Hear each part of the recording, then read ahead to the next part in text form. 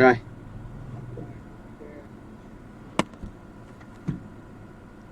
hello, xin mến chào với cô chú anh chị và các bạn. Ồ, mừng mới các bạn rồi. Chào Việt Nam Du Hí nha.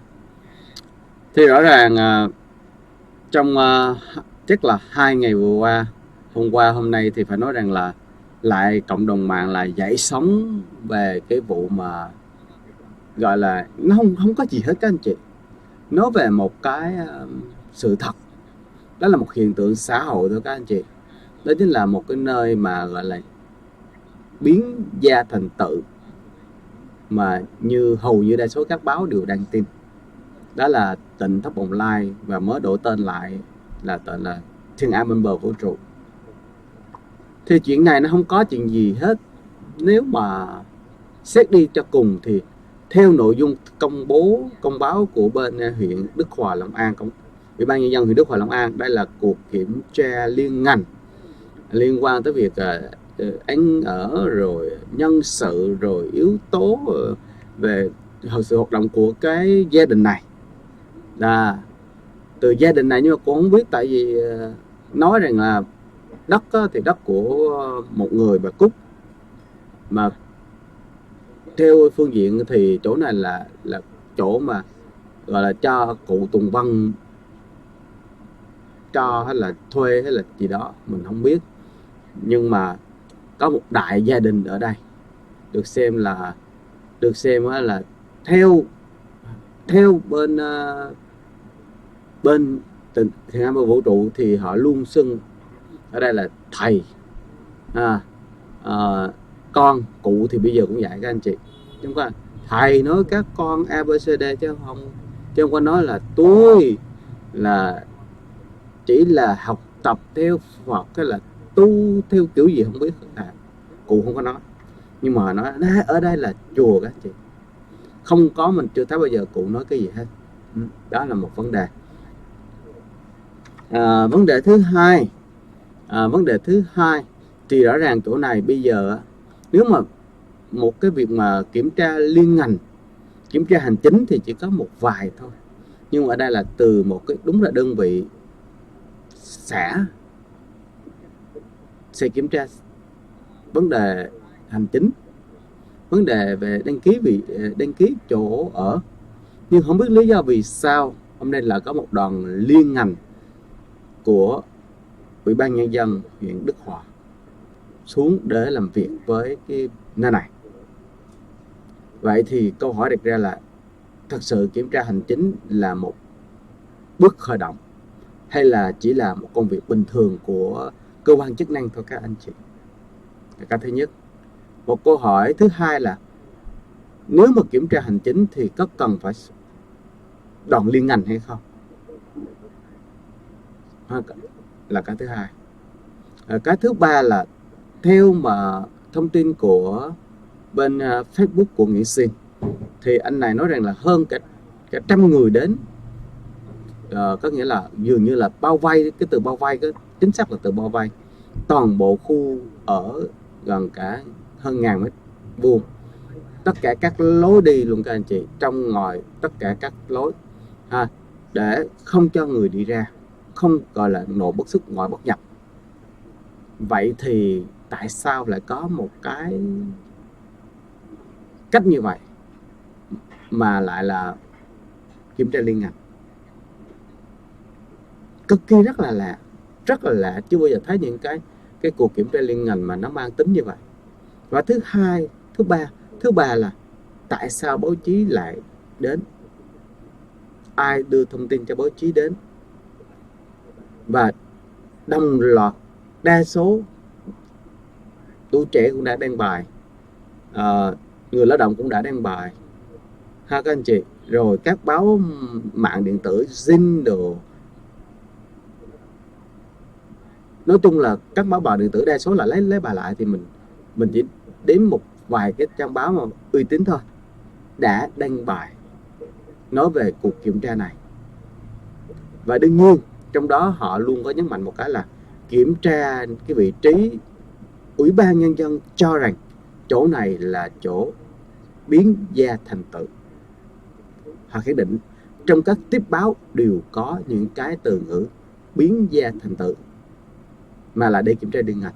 Hai các anh chị, thay vì một câu hỏi rất rõ ràng, vậy là cho thấy cái nội dung nó là đã rõ ràng rồi các anh chị. Vậy thế là đây có phải là chuyện bình thường nữa không? Thì theo Phát Huy thì chưa chắc. Nhưng mà bây giờ vẫn còn một số người những người mà gọi là gì, yêu mến hay là gọi là bảo vệ một cách mù quáng ở cho cái chỗ này, thì họ vẫn xem rằng là đây chỉ là gọi là kiểm tra hành chính thôi, chứ có gì đâu mà la làng, có gì đâu mà gọi là gì hô hào, rồi nói rằng là có nhiều người gọi là bên chính nghĩa dựa vào cái này thì nói cái gì đó. Đây là cái sự gọi là gì, một sự kiểm tra hành chính bình thường của công tác quản lý ở nơi địa phương thôi, đó đâu. Nhưng cái đó là một cách gọi là nói rồi, nó thẳng ra là nó ngụy biện các anh chị. Nó thẳng là những người mà cho rằng vấn đề đó là bình thường thì đó là một sự ngụy biện. Bởi vì ba cái giả thuyết mà Pháp Huy đưa đặt ra các anh chị, ba câu hỏi mà Pháp Huy đưa đặt ra cho các anh chị vừa rồi đó, mình lặp lại nha. Thứ nhất thì tại sao kiểm tra liên ngành mà lại ở cấp quận, ở cấp huyện, tại vì ở đây là Ủy ban Nhân dân huyện Đức Hòa, ở cấp huyện nó tương đương ở thành phố là nó là quận các anh chị. Huyện Đức Hòa, Long An lại đi kiểm tra, đúng ra nó phải là đi kiểm tra về mặt hành chính, chứ là đơn vị cơ sở là cấp xã, chứ không cần phải đến Ủy ban nhân huyện. Là cái thứ nhất đó. Tại sao một đơn vị cấp cao lại đi kiểm tra một cái vị trí như vậy mà đơn vị cá nhân hoặc là vị cấp dưới là đơn vị địa phương họ không làm công tác đó? Cái thứ nhất. Cái thứ hai là cái việc này được xem là một chuyện bình thường, tại sao báo chí lại xuất hiện? Ai đưa tin cho họ để họ xuất hiện?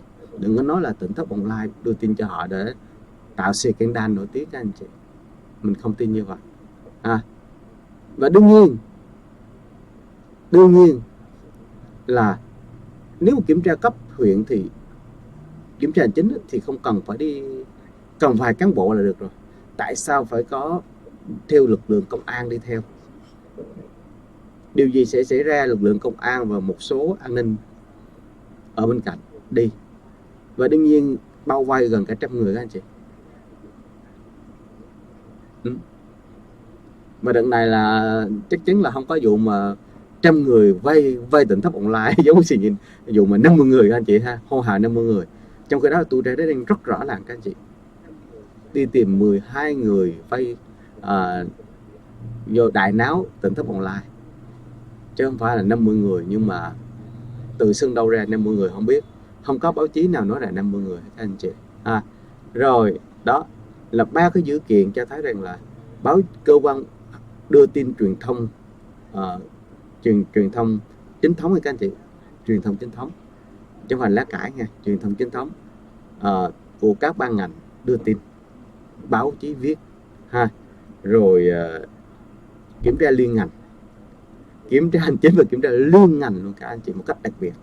Rồi là kiểm tra nơi này là kiểm tra với số lượng người đến đi kiểm tra rất đông, và đương nhiên cái số người mà và cái cấp mà kiểm tra nó là đúng sự vượt cấp các anh chị. Để những yếu tố này không thể gọi là một cuộc kiểm tra bình thường được. Chỉ để trả lời đơn giản chỉ có là chỗ này hay không, chỗ này có là cái gì đó hay ABCD gì đó, thì nếu mà ở mức độ mà như vậy thì đây là một sự rõ ràng, đây là một cái trả lời thẳng thắn của giới chức địa phương tỉnh Long An rằng là sẽ làm nghiêm túc các vấn đề đang diễn ra ở tại tỉnh Long An. Đó đặc trưng nhất là huyện Đức Hòa, và sai đến đâu họ sẽ xử đến đó các anh chị. Và đương nhiên họ vẫn là thượng tôn pháp luật, chứ không phải như cho rằng như những người nào đó mê cuồng tín, mê mẩn nói rằng là ở chỗ này là chỗ tu thành, chỗ này ABCD. Nếu mà chỗ tư hành á, thì nó đơn thuần như vậy thì không có lý do gì, không có lý do mà một cái cuộc kiểm tra đơn ngành, liên ngành, từ mà chính trị, xã hội, an sinh, bla bla bla gì đó, ở cấp huyện đi xuống các anh chị. Và đương nhiên các chủ trương của họ đưa ra trên các tiếp báo được viết rằng là kiểm tra cái nơi được cho rằng là biến da thành tự. Đó, cái mấu chốt nó nằm ở ngay chỗ đó các anh chị. Đó chính là những cái gì mà cần biết, nhưng mà chúng ta đang cũng là một câu hỏi cho các anh chị mà hỏi tại sao nơi này lại như vậy các anh chị ha. Thì các anh chị cũng có thể biết rằng các anh chị có thể lục tung cái mạng là đã thấy, vì nơi này rất nổi tiếng, nhưng mà nổi tiếng ở từ những cái vấn đề lần lần cũng gìn giữ sự nổi tiếng mà mới lộ rõ những cái chi tiết mà phải nói rằng là thật sự khủng khiếp nếu các anh chị thấy được những cái bằng chứng đó.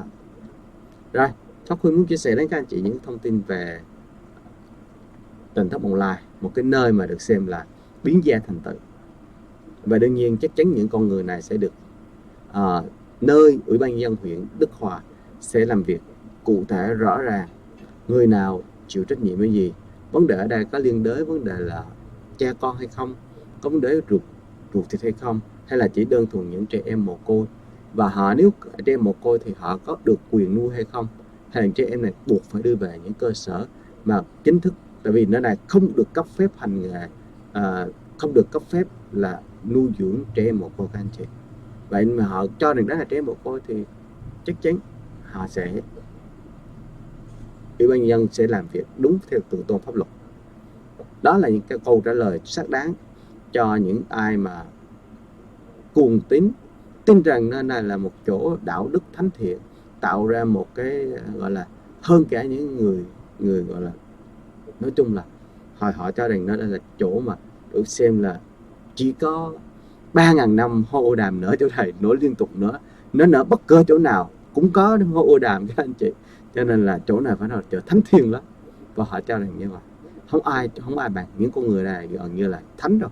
Có những người tạo ra bộ kinh siêu phàm đó, thôi mình không bàn tới chuyện đó, mình chỉ bàn tới vấn đề là nên có một cuộc kiểm tra đơn ngành, liên ngành để trả lời những câu hỏi mà thắc mắc bấy lâu nay người dân vẫn đặt ra, là chỗ này có phải thật sự là chỗ này là nơi tu trì hay không.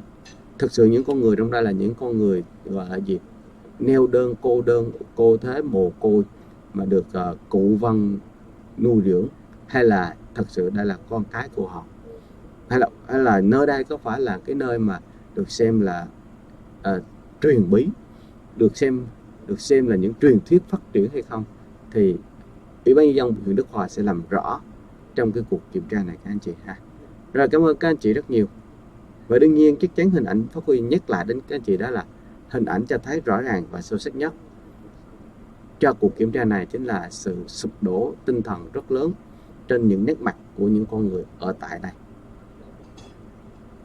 Không đơn thuần họ là một con người là rất bản lĩnh, cho tới theo Pháp Huy là trước ngày kiểm tra đơn liên ngành họ rất vui vẻ, họ rất hàng ngày họ ra video đều các anh chị, họ vui vẻ, họ ăn chơi, họ diễn, tất cả các sinh hoạt của họ đều được up trên YouTube hết đó. Và đương nhiên đó là trước giờ rê thôi, còn cái khuôn mặt đó nó không thể hiện trong các cái nét ảnh ở ngày kiểm tra liên ngành ha. Và cho tới bây giờ mình cũng không thấy là họ còn bình tĩnh hay không thì không biết ha. Thì rõ ràng, nhưng mà mình cho thấy rằng là, và đương nhiên hôm nay không thấy video họ đây vậy thì có cái gì đó chắc chắn khiến họ phải quan trọng hơn nữa, để mà họ không còn rảnh rơi để mà ngồi để mà khoe cuộc sống hàng ngày nữa của họ nữa các anh chị ha. Rồi, cảm ơn các anh chị rất nhiều. Hẹn gặp lại các anh chị trong buổi chia sẻ tiếp theo của Pháp Huy trên kênh Hello Sài Gòn. Nếu các anh chị có thể muốn kiểm tra thông tin Pháp Huy đang chia sẻ đến các anh chị, thì các anh chị cũng có thể kiểm tra trên báo Tuổi Trẻ, báo Người Lao Động, bên báo Trang An ninh bên báo Zin ha. Rồi về báo mạng điện tử thì báo Zin các anh chị ha. Rồi các cái kênh truyền thông khác, nào rõ ràng nhất là bên kênh Long An các anh chị ha, bên đài truyền Long An đó, rồi bên các cái kênh mà liên quan tới ở bên tỉnh Long An, Ủy ban nhân dân sẽ có thông báo các hình ảnh rõ ràng. Và các anh chị muốn kiểm tra trên Facebook thì các anh chị có thể vào Nguyễn Sinh ha. Các anh chị và Nguyễn Sinh sẽ có cái hình ảnh mà sự thất thần, hồn vía và hồn vía dường như không còn tồn tại trong các nét mặt của những người ở tại tỉnh Thất Bồng Lai nữa ha. Các anh chị có thể kiểm tra Pháp Huy không có giấu bất cứ chuyện gì hết. Rồi cảm ơn các anh chị rất nhiều. Hẹn gặp lại các anh chị trong buổi chia sẻ tiếp theo của Pháp Huy trên kênh Sài Gòn. Xin chào.